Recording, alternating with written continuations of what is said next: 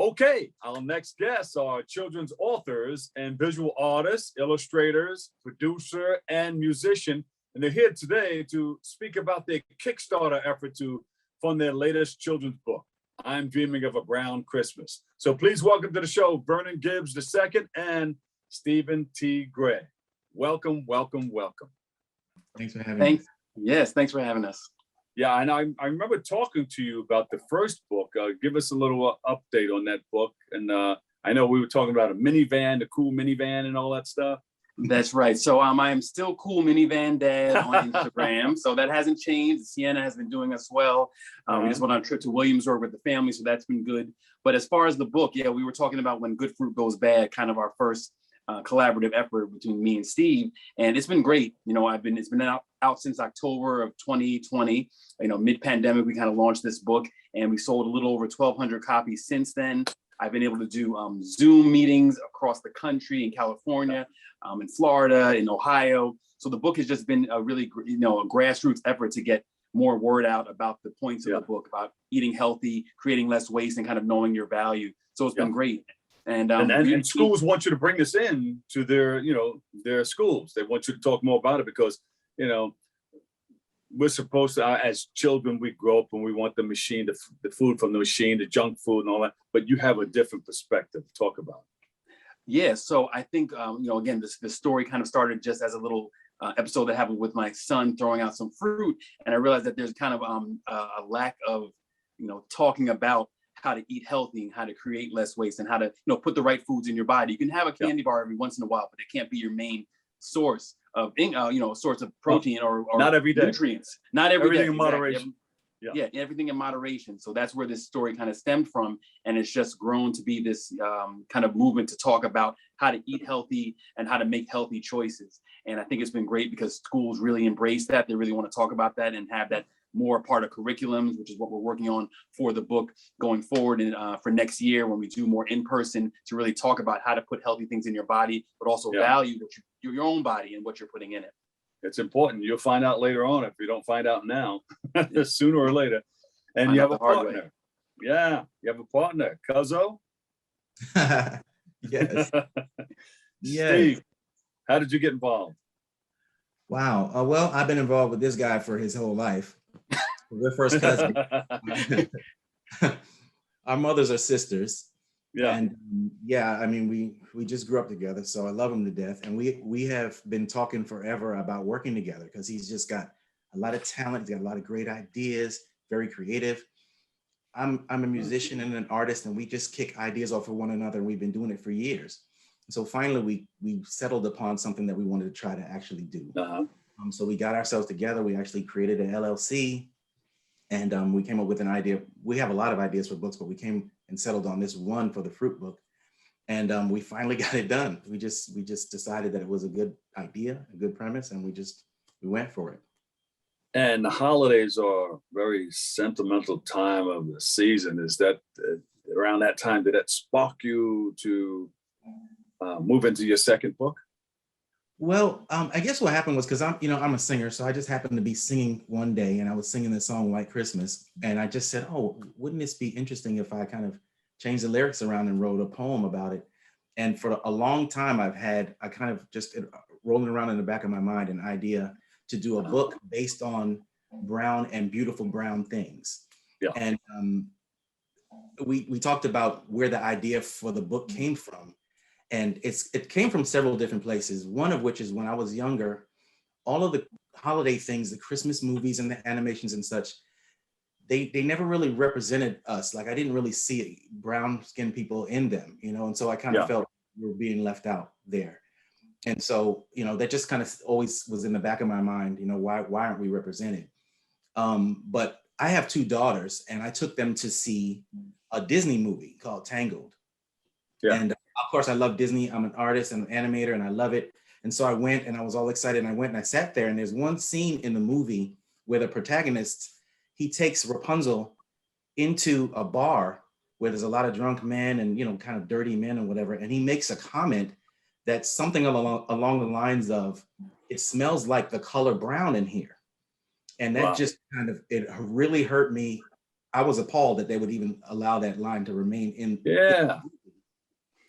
Just to make a long story short, we got up, we left, but it never left my mind that they would say something like that. And so, you know, being a kid and all those experiences and that, you know, combined just made me want to do something that said, you know, brown is a beautiful color. Oh yeah. Brown, and so the Christmas thing just was a natural kind of pairing of those ideas, just to say, you know, all the beautiful things, brown things that we love, the food we eat, the people we see in their skin colors. So you wrote about it, you sang about it, you did the illustration about it, you dreamt about it. Yeah. And I don't know if Vernon, can you sing too? I can sing with a lot of people around me. I'm a tenor, so Yeah, there you go. I can find the note if you need me to, but I need at least 3 or 4 backups behind me. Not All like right, Steve, okay. though. Stephen, you kick it off, all right? Okay. You want me to sing some of it? Yeah. I'm dreaming of a brown Christmas. That's what you're gonna sing, or what? Oh, sure. I'm dreaming of a brown Christmas, just like the ones I used to know. All right, here's what we do. Here's what we do. Wait. Here's what we do right here. Stephen, you start off with I'm dreaming of a brown Christmas, and then Vernon, you come on just like the ones I used to know. Ready? Okay. Not together because it'll come out crazy. Okay. Ready? Right? Stephen, my lyrics are different though. I changed the lyrics. All right, that's all right. Yes. Right. Yeah, for the book. One, The book is very different. Yeah. That's okay. But we'll sing the traditional version. We'll sing the traditional version. Okay, here we go. I'm dreaming of a white Christmas, Just like the ones I used to know.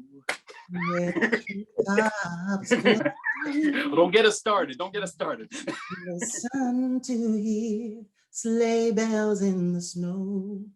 We're not doing a whole song. Okay. There you go. So in the book, Vernon, in the book it's different. Explain that. Yeah, so I mean the book really, again, Steve talked a lot about kind of his inspiration for the book, and the book just highlights all the beautiful brown things that we see at Christmas. So while it takes on the form of the kind of how you sing the song, you know, it's written words, so it just kind of takes some of those same elements of the song and changes them around. Some of the people you see, the foods you eat, the presents you get, and just highlights all the, you know, the scenes that you would see at Christmas time, but, you know, full of brown people, you know, people of all shades. You know, we kind of all come from different shades of brown. So I think it's great that the book, while it has a lot of beautiful people of color, it has people across the spectrum. So I think that's what makes this book so great, because the images are just beautiful and vibrant, and it just highlights what Christmas is about and the people that you're with, the foods that you eat, and the memories that you have that usually come with Christmas time. We could talk about Christmas in July. It's exactly fun. Yeah, because it's an all year thing when you're putting out wonderful things like this that children can grasp hold of. And you know, it's Christmas every day for children. You know that. Where's my toy? Where's my gift? Mom, give me a hug. Kisses, I love. I have 3 kids, so anytime they go to, you know, a store, they think it's Christmas. And I'm like, I don't have Christmas money. Okay, give me a couple weeks.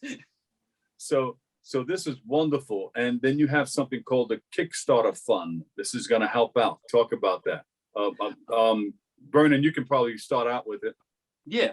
So the Kickstarter, as a lot of people, you know, may or may not know, is an all or nothing venture. So essentially, you put out a product that you're trying to get funding for, because you can't always, you know, go into your own pocket, or you don't have the funds to make something happen. And we said with this book, we really want to have the crowdfunding aspect, because people really love to be involved in making a project come to life.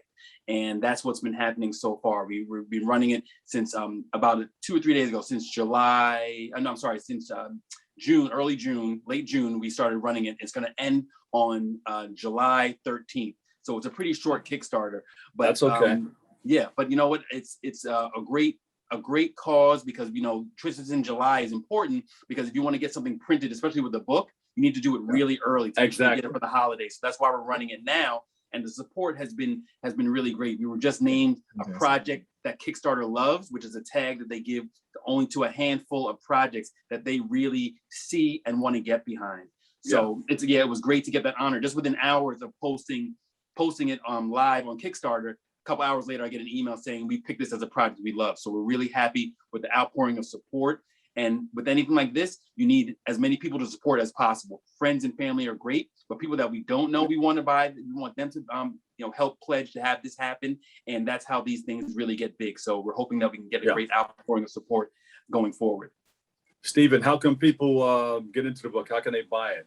And when will it be launched? Will it be launched just before Christmas or what? Yes, we're hoping to have the books printed. It takes about 2 months or so to have the books printed and returned to us, and we're going to be going with a fulfillment company.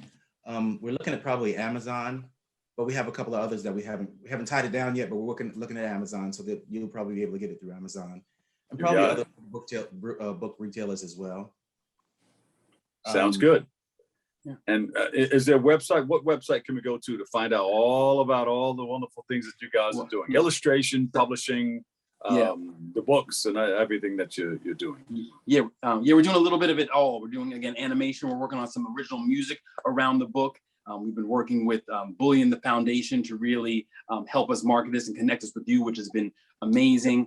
And the best place people can go is if they just go to Kickstarter and type in "I'm Dreaming of a Brown Christmas." It'll pop up as one of their products we love, but also they'll be able to go right to the link. So that's the best place to go. Go to Kickstarter, put in "I'm Dreaming of a Brown Christmas." It'll pop up. There'll be a beautiful image of the kid that's in the background and a great video that highlights what the Kickstarter is about. And it's going to be, we really hope that we can get the support we need to kind of cross that threshold so we can get the printing done in time for Christmas and get it into people's hands as soon as possible. We're doing some animation. We're doing music around it. We just have a lot going on. So we hope this is going to be the first of quite a few projects from Cuzzo's media going forward.